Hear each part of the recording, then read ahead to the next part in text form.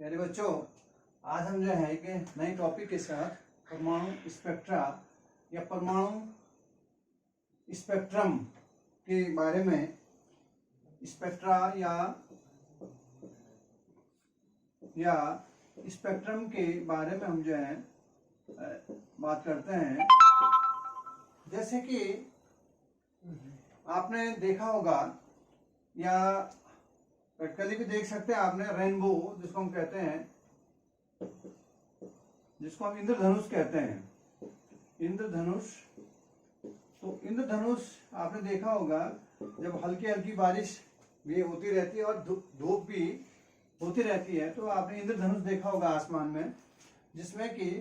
7 colour होते हैं। तो ये 7 कलर जो हैं, शायद आपको याद भी होगा, जिसको हम याद करने के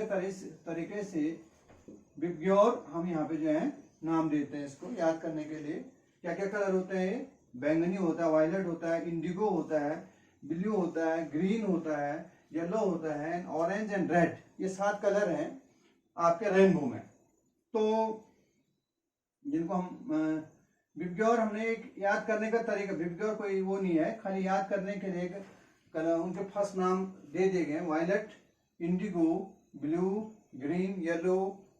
ऑरेंज एंड रेड। ये कलर हमको दिखाई देते हैं। ऐसा ही यदि जो है हम जो है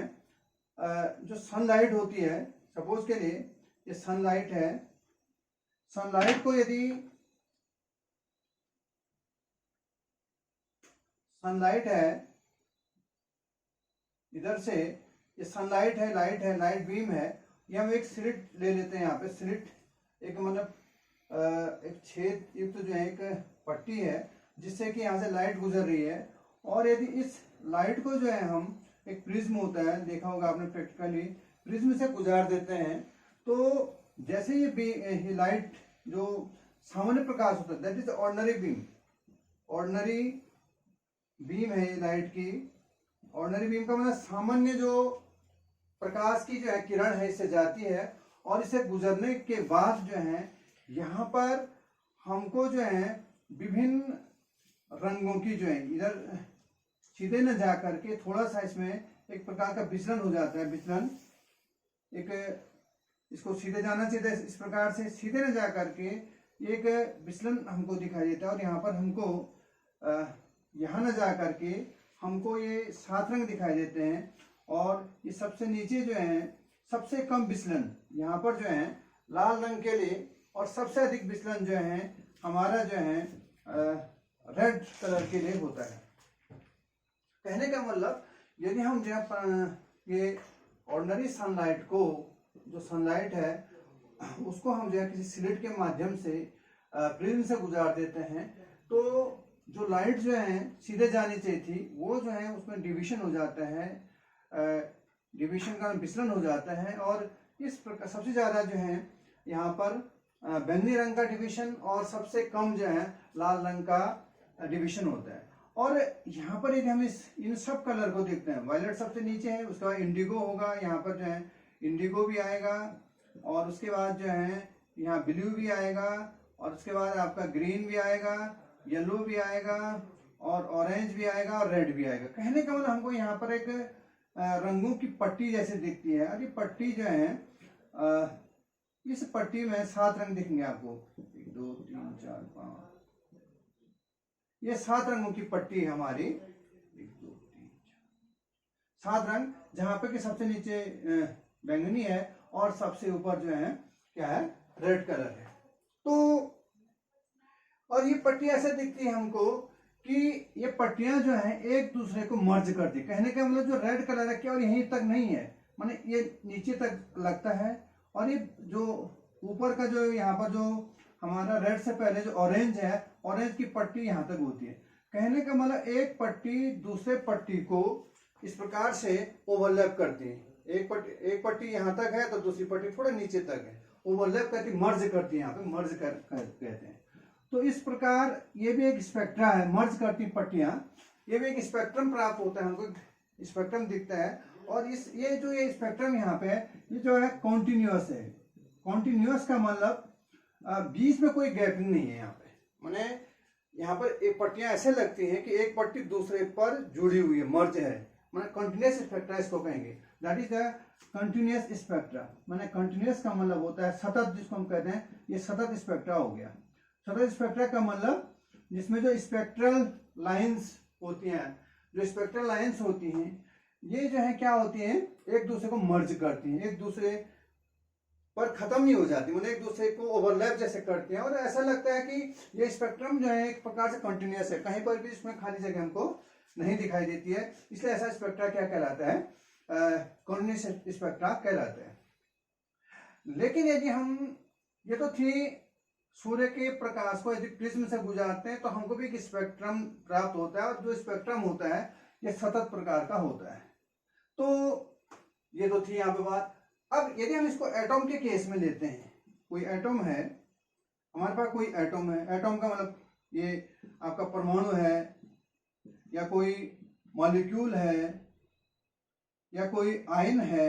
इस प्रकार यदि इनको जो है हम क्या करें, ये भी जो है क्या कर सकते हैं कि ये परमाणु में जो है इलेक्ट्रॉन ऊर्जा पाए, ऊर्जा गेन करके एनर्जी गेन कर लें, एनर्जी गेन करें, ऊर्जा मिली, या इसको किसी सब्सटेंस को आप हीट करें, जैसे आपका बल्ब है, बल्ब आपका गर्म हो गया, आपने माने हीट करके भी, माने यहाँ पे, या इलेक्ट्रिक के द्वारा, ये इलेक्ट्रिक जो करंट होते हैं उसके द्वारा आपने क्या की, उस सब्सटेंस को गर्म किया, कहने का मतलब जैसे आपने देखा होगा हम जो है जो विद्युत विसर्ग नली लेते हैं, विद्युत विसर्ग नली में क्या कर रहे हैं हम,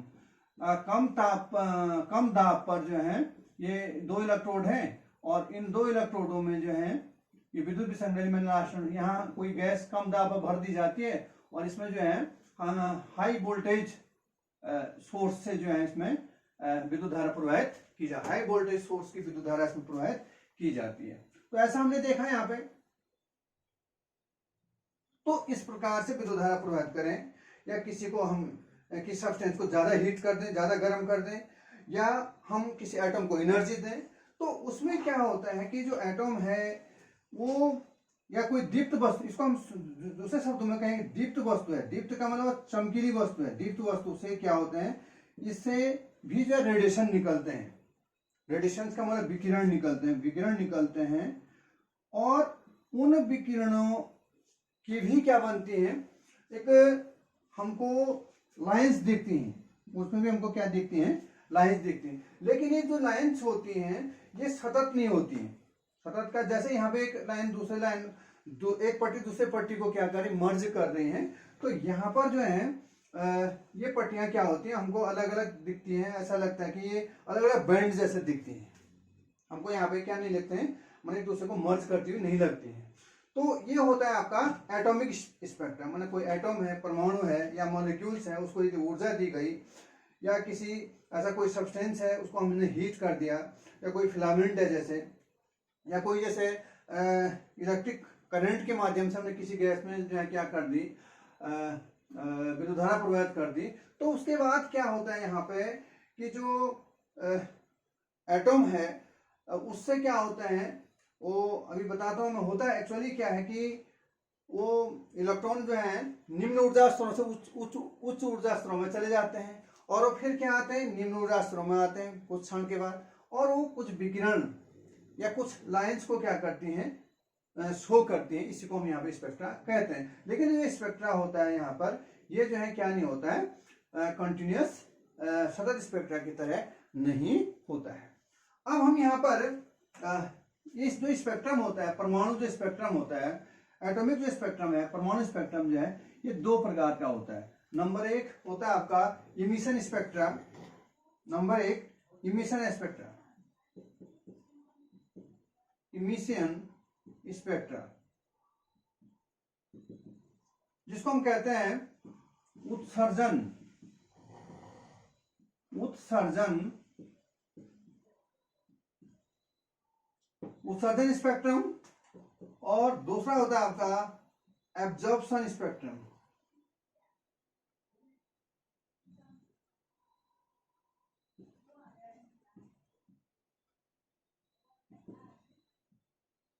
एब्जॉर्प्शन स्पेक्ट्रा, जिसको हम कहते हैं एब्जॉर्प्शन माने अवशोषण स्पेक्ट्रा।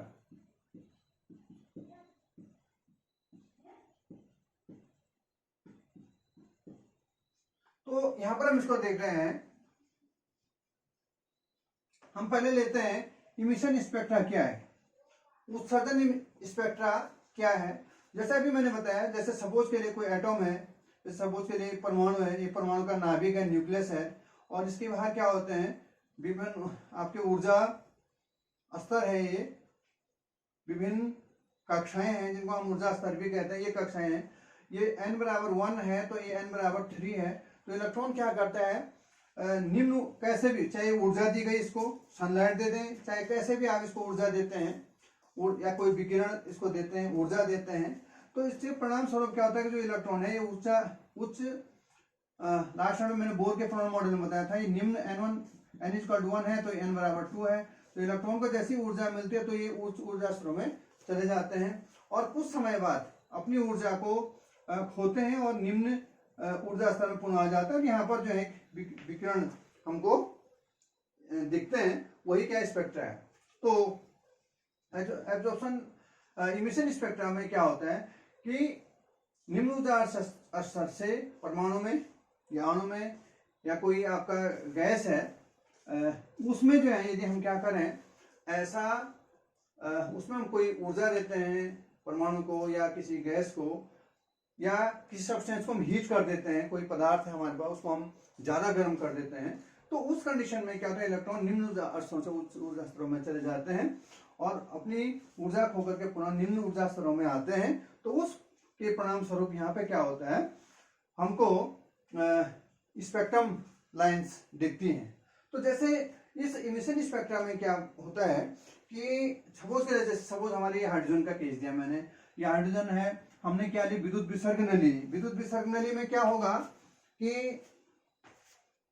एक ट्यूब है, लास्ट पे मैंने आपको ये इलेक्ट्रॉन की खोज, प्रोटॉन की खोज इसमें बताया कि विद्युत विसर्ग नली में हमारे पास ये इस प्रकार से हम ले सकते हैं, नली है और ये विद्युत विसर्ग नली है, ये डिस्चार्ज ट्यूब जिसको हम कहते हैं, और ये इसमें इलेक्ट्रोड हैं और इसमें जो है इन इलेक्ट्रोड में जो है, इन इलेक्ट्रोड का संबंध जो है हाई वोल्टेज से होगा और यहाँ पर हमने जो है कोई गैस ले ली और उस गैस, कोई गैस कम दाब पे ले ली, जैसे हाइड्रोजन गैस ले ली, तो इससे क्या निकलेंगे, जो किरण, तमाम किरणें निकलती हैं, उन किरणों को हमने यहाँ से सपोज के लिए एक स्लिट के माध्यम से हम यहाँ ले गए, ये स्लिट है, छेद है, और यहाँ से यहाँ ले गए और उसको हमने फिर कहाँ डाला, प्रिज्म पे डाला। प्रिज्म पर हम डालते हैं, तो प्रिज्म पर डालने के बाद यदि इन रेडिएशंस को हम यहाँ पे देखते हैं, एक फोटोग्राफिक प्लेट पे यदि हम इन रेडिएशंस हम यहाँ पे देखें, ये डिविएशंस हमको डिफरेंट एक पट्टी जैसी मिलती है, ये पट्टी मिल गई और इस पट्टी का यदि हम क्या करें, एनालिसिस करते हैं, तो हमको ये जो पट्टियां हैं एक लाइंस के रूप में हमको ये इस प्रकार से हमको ये लाइंस के रूप में दिखती है। ये हो गया आपका लाइन स्पेक्ट्रा, लाइंस के रूप में रेखी स्पेक्ट्रम भी इसको कह सकते हैं, ये आपको यहाँ पे दिखाई देता है। तो प्रिज्म से गुजारा हमने, ये क्या हुई, यहाँ पे हुआ क्या, इसको ऊर्जा दी गई, इलेक्ट्रॉन उस ऊर्जा स्तर में गए और ऊर्जा खो करके इन्होंने विकिरणों को निकाला, उन विकिरणों को हमने प्रिज्म से गुजारा। प्रिज्म से गुजारने पर ये जो विकिरण क्या होते हैं हमको दिखाई देते हैं और इसलिए हम उसको फोटोग्राफिक प्लेट पर देखते हैं तो हमको विभिन्न लाइंस दिखती हैं और ये असतत होता है, डिसकंटिन्यूअस है, ये डिसकंटिन्यूअस का मतलब ये जो पट्टियां हैं अलग अलग दिखती हैं हमको, एक पट्टी दूसरी पट्टी को मर्ज नहीं करती, माने ये पट्टी अलग है तो ये पट्टी अलग है, इस प्रकार से। तो एक दूसरे पर चिपकी हुई नहीं रहती, ऐसा लगता है कि अलग अलग पट्टियां हैं। तो ऐसे स्पेक्ट्रम क्या होते हैं, ये आपके absorption spectrum, sorry emission spectrum होता है। इमिशन माने जिसको हम कहते हैं उत्सर्जन स्पेक्ट्रा होता है, जो कि क्या होता है, असतत होता है और इसमें क्या होती है, अलग अलग आपको जो है लाइन दिखती है इस विकिरणों की। अब जैसे हमने देखें कि सोडियम एटम है, जैसे सपोज के लिए सोडियम एटम है, या इसको सोडियम को कहें या सोडियम एटम लें या NaCl लें, तो इसको यदि हम क्या कर देते हैं, हीट कर देते हैं जी, गर्म कर देते हैं सोडियम परमाणु को, तो हमको जो है इसमें क्या दिखता है, ये पीला, ये पट्टी पीली पट्टी दिखती है, और पीली पट्टी में जो है हमको यहाँ पे लाइन दिखती है, और इसका लगभग जो है 589 एंड 589.6 nm पर ये है, यहाँ पर ये वेवलेंथ है। इस वेवलेंथ पर, माने इस वेवलेंथ पर हमको जो है क्या मिलती हैं, ये लाइन्स हमको मिल जाती है। तो ये तो था थोड़ा सा किसके बारे में, आपका जो इमिशन स्पेक्ट्रा है। यदि हम जो है अब एक होता है आपका एब्जॉर्प्शन स्पेक्ट्रा। एब्जॉर्प्शन स्पेक्ट्रा में क्या होता है कि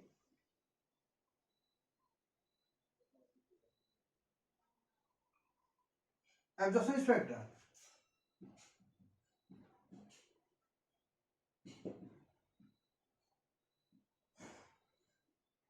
या जिसको हम अवशोषण स्पेक्ट्रा भी कह सकते हैं। अवशोषण स्पेक्ट्रा में क्या होगा कि सपोज के लिए जो हमारा जो हम पहले क्या करेंगे, जैसे कोई सब्सटेंस है,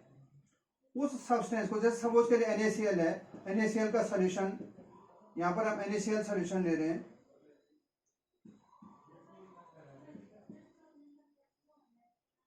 NaCl सॉल्यूशन ले लेते हैं, और इसमें हम जो है, जो स्लिट है आपका, यहां से जो है सनलाइट को हम जो है क्या कर रहे हैं, सनलाइट को हम इसमें से जो है पास करा रहे हैं, इसमें से किसी सॉल्यूशन हो गया या कोई गैस है, उससे हम क्या कर लेते हैं, लाइट को, सनलाइट को हम गुजार लेते हैं। इसके बाद यहाँ पर क्या होता है, जो रेडिएशन इस विकिरण, इस सॉल्यूशन के बाद, इस विलयन के बाद निकलते हैं, मतलब इसको हम कैसे कह सकते हैं, ये क्या होगी, ट्रांसमिटेड लाइट होगी, ट्रांसमिटेड लाइट, जिसको हम कहते हैं प्रारेषित प्रकाश, जो है जो उसके बाद आएगा। कहने का मतलब ये सैंपल था NaCl का सैंपल, हमने इसमें सनलाइट डाली, इसने क्या किया, कुछ विकिरणों को ये अवशोषित करेगा, उसके बाद जो विकिरण आएंगे, उन विकिरणों का, जो विकिरण आ रहे हैं, उनको हमने जो है यहाँ से प्रिज्म से गुजारा, तो यहाँ पर हमको, यहाँ पर भी हमको क्या मिलता है, एक प्रकार का हमको स्पेक्ट्रल लाइंस, हमको यहाँ स्पेक्ट्रम की लाइंस हमको दिखती हैं, ये स्पेक्ट्रल लाइंस हमको दिखती हैं, और ये स्पेक्ट्रल लाइंस हमको इस प्रकार से दिखती हैं कि हमको ऐसा लगता है कि ये कलर तो क्या होते हैं, जैसे यहाँ पे हमको विभिन्न कलर्स में ये दिखता है, और लेकिन यहाँ पर होता क्या है कि हमको ऐसा लगता है ये कलर की, विभिन्न कलर की पट्टियां दिखती हैं, और ये हमको ऐसा लगती है कि एक दूसरे पर जुड़ी हुई, लेकिन इसमें भी जो है हमको डिफरेंट बैंड दिखते हैं, उस कलर की पट्टियों में भी अलग अलग बैंड हमको यहाँ पर दिखते हैं, लेकिन ये सतत प्रकार का हमको दिखता है, कंटिन्यूस लगता है, क्योंकि अलग अलग कलर की हमको पट्टियां दिखती है, और उन पट्टियों, वो जो पट्टियां होती हैं उस कहीं पे गाढ़ी होती हैं। जैसे हम सोडियम क्लोराइड के केस में देखते हैं, तो जैसे मैंने अभी बताया था, इसी में ऐसा होता है 589 एंड 589.6 nm पर ही जो है हमको ये लाइंस हमको दिखती हैं। तो यहाँ पर क्या है, एब्जॉर्प्शन स्पेक्ट्रा में क्या है, यहाँ पर पहले जो है कोई सैंपल क्या हो रहा है, सैंपल में से हम बीम गुजार रहे हैं, और बीम जो है सनलाइट जो है गुजर करके जो प्रारेषित प्रकाश उससे आ रहा है, उस प्रकाश को हम देख रहे हैं, तो हमको ऐसा लग रहा है कि ये उस प्रकाश में से कुछ सर्टेन वेवलेंथ, कुछ निश्चित वेवलेंथ है, या जिसको हम कहते हैं वेवलेंथ कहते हैं, या जिसको हम कहते हैं वेवलेंथ को हिंदी में हम बोलते हैं, चलो निश्चित वेवलेंथ, जिसको हम लैम्डा कहते हैं ना, वेवलेंथ को हम हिंदी में वेवलेंथ चलो निश्चित वेवलेंथ भी कह सकते हैं, इसको हम तरंग दैर्ध्य, वेवलेंथ का मतलब होता है हिंदी में इसको कहते हैं तरंग दैर्ध्य का जो प्रकाश क्या कर लेते हैं, ये अवशोषित कर लेते हैं, और ऐसा लगता है कि ये जो है एक लाइन से दिखती हैं, चमकीली लाइन, लेकिन ये जो स्पेक्ट्रा यहाँ पर सतत प्रकार का लगता है कि क्योंकि इसमें विभिन्न पट्टियां होती हैं, वो पट्टियां ऐसा लगती जुड़ी हुई रहती हैं। तो ये तो था थोड़ा सा आपको एब्जॉर्प्शन स्पेक्ट्रा के बारे में। अब इस स्पेक्ट्रा का है फायदा क्या है, इस स्पेक्ट्रा से क्या होता है, जो कोई सैंपल है, कोई भी सैंपल है हमारे पास, उस सैंपल का हम केमिकल एनालिसिस करते हैं, केमिकल एनालिसिस करते हैं, और केमिकल एनालिसिस करके हमको ये पता चलता है, रासायनिक केमिकल एनालिसिस का मतलब रासायनिक विश्लेषण करते हैं। रासायनिक विश्लेषण करने पर ये पता चलता है कि जैसे हमने NaCl की बात की, तो NaCl में हमको पता है कि यहाँ पर सोडियम जो है निम्न जो वेवलेंथ है उसको, उसके प्रकाश को ये क्या कर लेता है, एब्जॉर्ब कर लेता है। और जैसा हमने देखा कि सोडियम को यदि हम हीट कर देते हैं, सोडियम के परमाणु को, तो उसमें भी जो है वो क्या दिखाता है, इन्हीं वेवलेंथ्स को ही क्या कर रहा था, वो प्रकाश जो यहाँ पर बैंड दिखाई हमको दे रहे थे। तो कहने का हम किसी केमिकल एनालिसिस करते हैं, रासायनिक विश्लेषण करते हैं, और अलग अलग तत्वों को, अलग अलग तत्व जो हैं, कोई भी तत्व, जैसे सोडियम की हमने 2 फ्रीक्वेंसी दिखाई यहाँ पे, तो अलग अलग तत्वों की जो तरंग दैर्ध्य होती है, ये अलग अलग इमिशन स्पेक्ट्रा देता है या अलग अलग टाइप का जो है एब्जॉर्प्शन स्पेक्ट्रा देता है। माने एक नहीं कि सोडियम के लिए ऐसा है तो सब के लिए ऐसा ही होगा, माने विभिन्न तत्वों, हम ये देख लेते हैं कि इसमें कौन से तत्व प्रेजेंट हैं, क्योंकि विभिन्न तत्वों का क्या होता है, अलग अलग टाइप का स्पेक्ट्रम होता है। चाहे वह स्पेक्ट्रम क्या है, इमिशन स्पेक्ट्रम है, चाहे वह जो है आपका एब्जॉर्प्शन स्पेक्ट्रम है, या आपका अवशोषण स्पेक्ट्रम है। तो ये तो था थोड़ा सा हमारा जो है स्पेक्ट्रा के बारे में। अब थोड़ा सा हम यहाँ पर हाइड्रोजन स्पेक्ट्रम को लेते हैं, थोड़ा सा हम ले लेते हैं हाइड्रोजन स्पेक्ट्रम। हाइड्रोजन स्पेक्ट्रम, तो हाइड्रोजन स्पेक्ट्रम में क्या है, हाइड्रोजन परमाणु के केस में ऐसा देखा गया है कि जो हाइड्रोजन परमाणु है, ये हाइड्रोजन का नाभिक है और इसमें कक्षाएं हैं। तो इसमें भी देखा गया है कि विभिन्न कक्षाएं हैं। हम इन विभिन्न कक्षाओं को, ये नाभिक हो गया, इसमें तो जो है आपका न्यूट्रॉन और प्रोटॉन है, तो यह आपका ये जो है n=1, n=2, n=3 and so on, कक्षाएं जो है बहुत सी संभव हो सकती हैं। तो ये हो गया। अब स्पेक्ट्रम के हाइड्रोजन परमाणु के केस में भी ये देखा गया है कि जब जो है ये यहाँ पर हम एक प्रकार से इमिशन स्पेक्ट्रा हम इसको कह सकते हैं कि क्योंकि इलेक्ट्रॉन जो है निम्न ऊर्जा स्तर से, ये इलेक्ट्रॉन था निम्न ऊर्जा स्तर आपका n=1 था, और इससे जो है चाहे 2 में जाए, चाहे आपका n=100, 6, 7, 8 कहीं पे भी जा सकता है, और ये निम्न ऊर्जा स्तरों से इलेक्ट्रॉन उच्च ऊर्जा स्तरों में जाता है, और उसके बाद कुछ समय वहां रह करके वो क्या करता है, विकिरण को क्या करता है,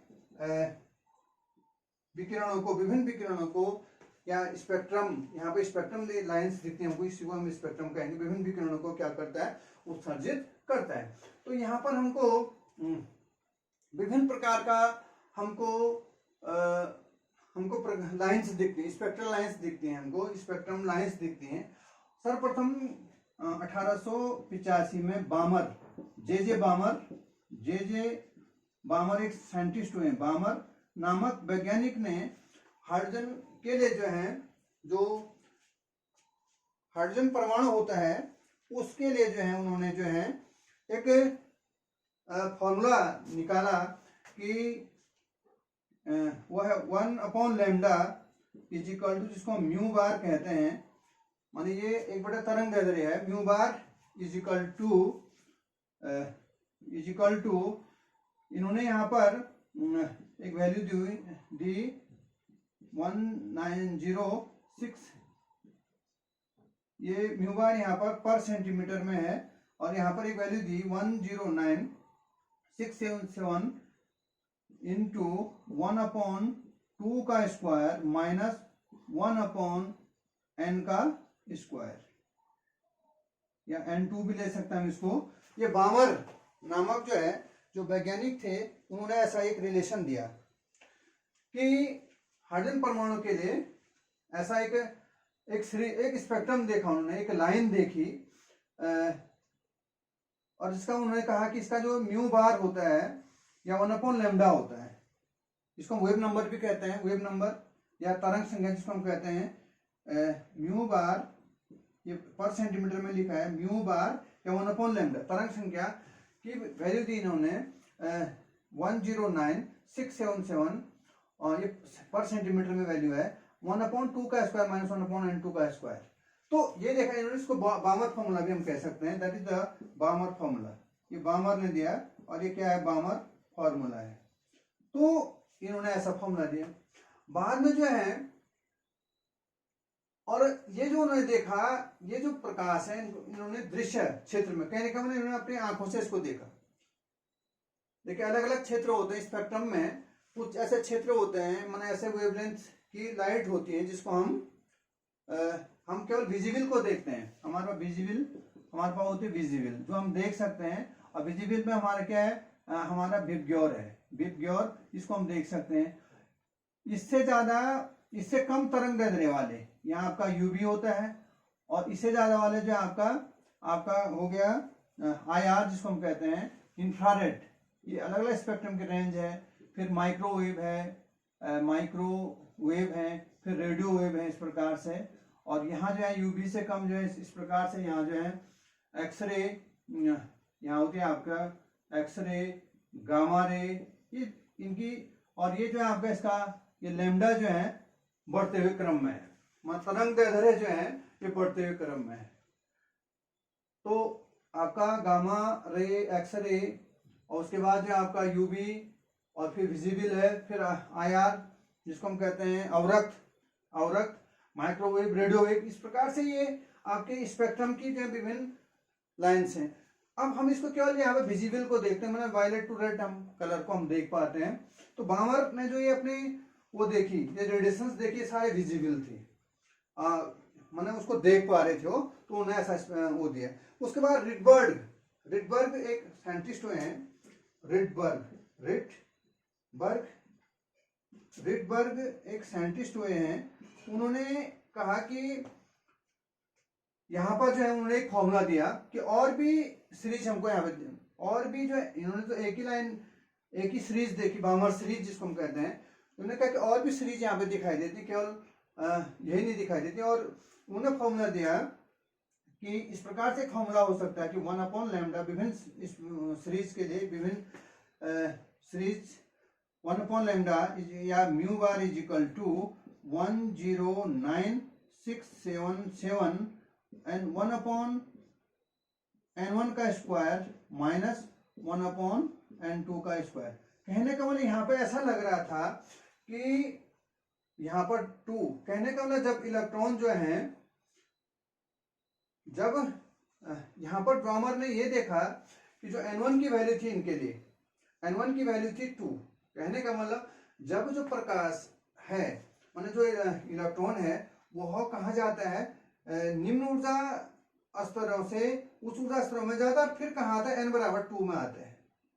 बामर के अनुसार यही था कि जैसे सपोज के लिए यहाँ n बराबर 2 में आ रहा है, कहीं से भी आ रहा है, n बराबर 2 में आ रहा है, चाहे 3 से आ रहा है, चाहे 4 से आ रहा है, चाहे 5, किसी से भी आ रहा है, बामर प्रकार, ये था बामर के लिए। तो लेकिन उन्होंने कहा कि ऐसा संभव नहीं है। रिडबर्ग ने देखा कि और भी यहाँ पे सीरीज बन सकती है, और वो जरूरी नहीं कि n बराबर 2 ही में है, वो n बराबर 1 में भी आ सकता है। तो फिर यहाँ पे विभिन्न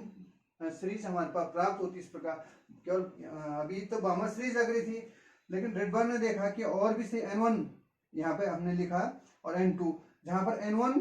क्या है, कम है, माने n2 यहाँ पे ज्यादा है, n2 is greater than n1, n1 की वैल्यू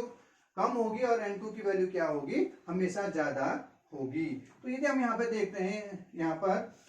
सपोज के लिए मैं यहाँ पर इसको इस फिगर के द्वारा या गोल से भी आप बता सकते हैं, जैसे भी आप करते हैं, n बराबर 1 है सपोज के लिए, ये 2, 3, 4, 5, 6 सपोज के लिए, सो ऑन। यदि जो है प्रकाश, इलेक्ट्रॉन जो है कहाँ गया, निम्न ऊर्जा स्तर से ऊर्जा स्तर में जा रखा है, ऊर्जा को पा करके, और यदि वह कहाँ आता है, n बराबर 1 में आता है, माने n बराबर 1। इस प्रकार से कहां से, कहीं से भी आए, चाहे 2 से आए, चाहे 2 से आए, 3 से आए, 4 से आए, 5 से आए अथवा 6 से आए और हायर कहीं से भी आए, लेकिन n बराबर 1 में आना चाहिए। तो यहाँ पर जो सीरीज बनती है, इस सीरीज का नाम होता दिया लाइमन सीरीज। और जो लाइमन सीरीज आती है आपका यूवी रीजन में आता है, अल्ट्रावायलेट में आता है, ये हमको दिखती नहीं है। अल्ट्रावायलेट हमको दिखती नहीं है, इसकी तरंग दैर्ध्य जो है क्योंकि वायलेट से कम है तो ये दिखती नहीं है, हमको दिखती नहीं है, लाइमन सीरीज होगी। तो इस प्रकार से लाइमन सीरीज में क्या है कि जब कहाँ इलेक्ट्रॉन या जो विकिरण है वो कहाँ से, ऊर्जा स्तरों से, माने इलेक्ट्रॉन जंप कर रहे हैं, इलेक्ट्रॉन ही विकिरण के रूप में हमको दिख रहा है, कहाँ से आता है, उच्च ऊर्जा स्तर अर्थात हायर n बराबर 2 से ज्यादा से n बराबर 1 में, n बराबर 1 में आ रहा है जो है हमारे पास। तो कहने का मतलब n1 की वैल्यू किसके, लाइमन के लिए जो है n1 बराबर 1 और n2 बराबर हो जाएगा आपका 2, 3, 4 सो ऑन। इस प्रकार से आपको लाइमन सीरीज मिलेगी। उसी प्रकार से बामर सीरीज का तो मैंने बता दिया। बामर सीरीज आपके दृश्य क्षेत्र में होती, बामर जो बामर सीरीज है, एक और सीरीज मिल, ये बामर ने देखा था, और ये आपके किस रीजन में आती है बामर सीरीज, अभी बताया था मैंने, ये आपके विजिबल रीजन, विजिबल का दृश्य क्षेत्र में आती है आपकी। और इस केस में क्या होता है, जो n1 की वैल्यू है ये 2 है और n2 की वैल्यू क्या है, 3 हो गया, 4 हो गया, 5 एंड सो ऑन। कहने का मतलब इलेक्ट्रॉन कहाँ है, यदि n बराबर 2 में आए, 2 में आ रहे हैं यहाँ पे, कहने का मतलब 2 में आ रहा है, कहाँ से आ रहा है, 2 में कहाँ से आ सकता है, 3 से आ सकता है, अभी ये 3 से आया, 4 से आ सकता है, ऊंच मतलब 2 से ज्यादा किसी से भी आ जाए, तो ये बामर सीरीज बन गई यहाँ पे इस प्रकार से। उसके बाद हमारे पास एक सीरीज और बनती है जिसको हम कहते हैं पास्टन सीरीज। पास्टन,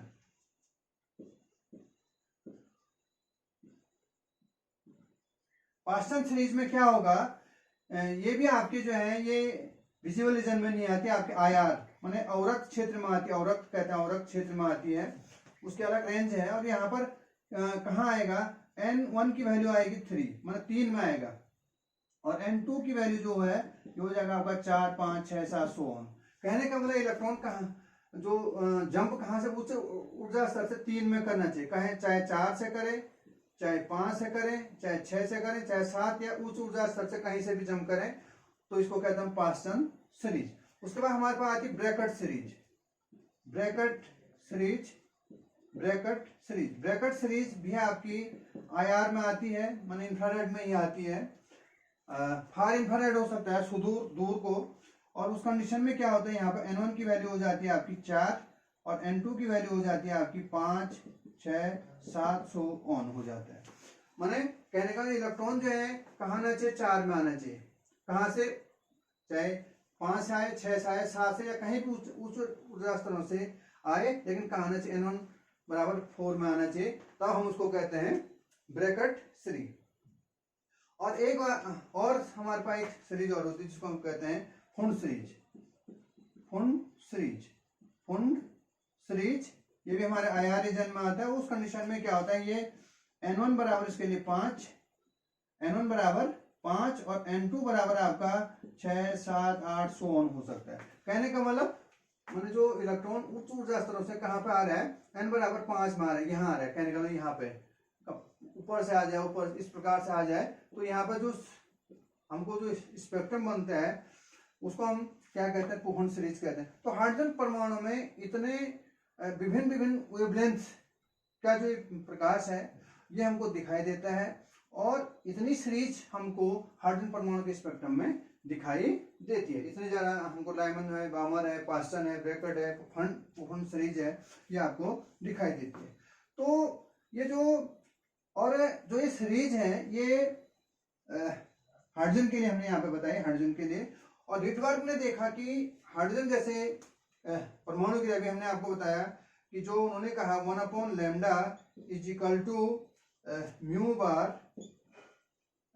बार, और इन्होंने यहाँ पर जो है एक फॉर्मूला दे दिया यहाँ पे, mu bar is equal to r into 1/n1 का स्क्वायर अपॉन 1/n2 का स्क्वायर। तो जहां पर r क्या है, रिटवर्क कांस्टेंट है, ये जनरल फॉर्मूला इन्होंने दिया रिडबर्ग ने, ये हाइड्रोजन और हाइड्रोजन लाइक जिसमें एक एक इलेक्ट्रॉन हो, ये हाइड्रोजन केवल हाइड्रोजन के लिए दिया इन्होंने, हाइड्रोजन के लिए, और हाइड्रोजन लाइक जो अदर एटम्स हैं जैसे क्या हो जाएगा Li2+, इसमें एक इलेक्ट्रॉन है क्योंकि लिथियम में 3 है, एक इलेक्ट्रॉन त्याग दिया, माने He+ में He में 2 होते हैं, हीलियम में एक इलेक्ट्रॉन त्याग दिया, माने हाइड्रोजन लाइक जो जिसमें 1 इलेक्ट्रॉन सिस्टम के लिए उन्होंने ये फॉर्मूला दिया 1/λ = μ⁴ R 1/n1 का स्क्वायर। अब यदि यहाँ पर रिडबर्ग कांस्टेंट का वैल्यू रख देते हैं तो यहाँ पर हम जो है ये 109677 ये R की वैल्यू रिडबर्ग कांस्टेंट की वैल्यू है पर सेंटीमीटर, और ये फॉर्मूला हो गया आपका 1/n1 का स्क्वायर - 1/n2 का स्क्वायर। तो ये देखा इन्होंने हाइड्रोजन और हाइड्रोजन लाइक जो है जो एटम होते हैं हाइड्रोजन जिसको हम दूसरे शब्दों में कहते हैं जिसमें एक इलेक्ट्रॉन हो, हाइड्रोजन लाइक जो इलेक्ट्रॉन सिस्टम जिसमें हो, उसके लिए उन्होंने एक फॉर्मूला दिया। और उन्होंने और भी कहा कि यदि जो है सपोज के लिए तो हाइड्रोजन के लिए हो गया, और हाइड्रोजन लाइक और के लिए भी यदि हम कोई हाइड्रोजन लाइक है, उन्हें हाइड्रोजन लाइक का ये हाइड्रोजन के लिए हो गया, ये स्पेक्ट्रम इन जनरल उन्होंने स्पेक्ट्रम ये फॉर्मूला दे दिया। और हाइड्रोजन लाइक जैसे हैं, जैसे आपका लिथियम 2+ है, He2+ है, उनके लिए उन्होंने ये इस फॉर्मूले को थोड़ा और एक्सटेंड कर दिया और लिखा उनके लिए क्या होगा 1/λ = μ⁴ R, या जिसके हमने वैल्यू दी 109677 पर सेंटीमीटर इंटू 1/n1 का स्क्वायर - 1/n2 का स्क्वायर इंटू Z²। ये भी इन्होंने यहाँ पर ये फॉर्मूले में दे दिया, मैंने यहाँ पर हमने Z की भी क्या कर दी, यहाँ पर गुणा कर दी, मैंने इंटू Z²। तो कहने का मतलब है यही फॉर्मूला है, उसको एक्सटेंड किया, केवल यहाँ पर क्या लिखा उन्होंने Z² कर दिया। अब Z² कहने का मतलब Z² होने से कोई फर्क नहीं पड़ा। हाइड्रोजन के केस में क्या हो जाएगा, Z यहाँ पर जो है परमाणु क्रमांक है, क्या है परमाणु क्रमांक है, तो परमाणु क्रमांक यहाँ पर हम लिख देंगे तो Z की वैल्यू 1 हो जाएगी। इसके लिथियम के केस में क्या हो जाएगी, लिथियम का परमाणु क्रमांक 3 है, हीलियम के केस में 2, तो इससे भी हम जो है क्या निकाल लेंगे, हम जो है यहाँ पर 1/λ या μ⁴ को हम निकाल सकते हैं। ये हाइड्रोजन जो लाइक है, हाइड्रोजन जैसे जो 1 इलेक्ट्रॉन सिस्टम के लिए उन्होंने थोड़ा इस फॉर्मूले को क्या किया, एक्सटेंड किया। तो इस प्रकार से हम देखते हैं कि जो हाइड्रोजन परमाणु का जो स्पेक्ट्रम है उसमें हमको जो स्पेक्ट्रम है उसमें विभिन्न प्रकार की स्पेक्ट्रल लाइन्स हमको दिखती हैं, जिनका नाम हमने आपको इस प्रकार से बताया। तो ये तो था आपको थोड़ा स्पेक्ट्रम के बारे में। तो ये टॉपिक जरा थोड़ा कठिन भी है, जिसको थोड़ा आप ध्यान से पढ़ेंगे। विश्वास है कि आपकी समझ में कुछ आया होगा। तो मैं वीडियो बड़ी हो रही है, यहीं पे मैं इसको समाप्त करता हूँ। Thank you.